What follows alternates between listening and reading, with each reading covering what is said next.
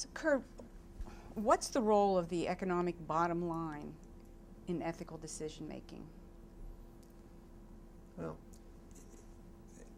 the economic bottom line obviously has great importance because if the company does, if the organization doesn't survive, all of the stakeholders lose. I mean, it's the constant question that comes up on your three stakeholder groups, your shareholders, your employees, and your customers or consumers or clients or whatever they happen to be. And traditionally, we thought about talking to them differently because they had different needs. And the truth of the matter is they don't really have different needs. The truth of the matter is if the customer doesn't believe in us, if we don't provide a good product to the customer, and the customer doesn't accept that product and buy that product and think we're an ethical company to buy the product from, because today people are voting with their feet. They know about us. They didn't know about us before. All the shareholders want is the customers to be happy with us. All the employees want is the customers to be happy with us, because if the bottom line isn't there, the shareholders lose, the employees lose, and the customers lose. So the bottom line is very important, but it doesn't drive ethical decisions.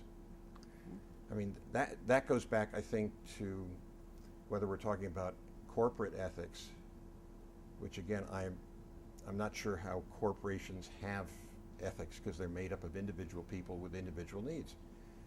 I mean,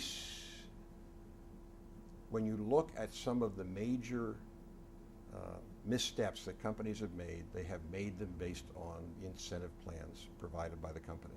The companies incented the wrong things, or they didn't have stops to prevent them from going too far in sales. I mean, and you can look at one crisis after another.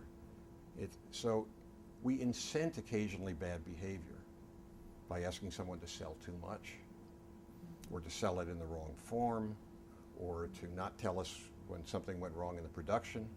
But it comes down to individuals. So it's a matter of personal values, I believe. Everyone tries to define PR and tries to, when somebody says, so what do you do? You know, what is PR? I've come up with two definitions in all of these years.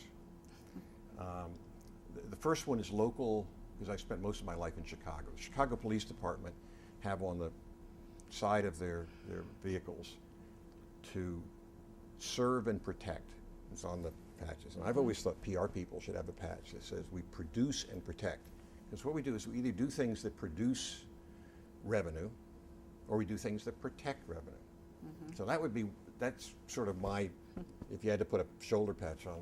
The other one is just more fun, and that is, and I think Arthur Page would totally agree with the definition of PR is finding a theory to fit the facts.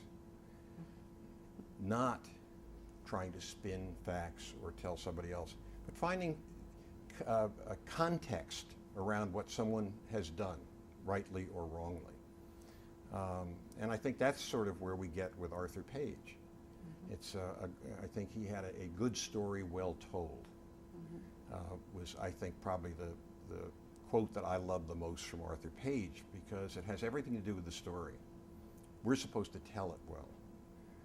But frankly, what's come to is as the power and as more and more people are at the center of the action, not just at the table, but at the planning sessions in companies, it's a matter of creating the story and then telling it. And it used to be the whole idea was just sort of tell the story well. So I think this profession is moving in the absolute right direction.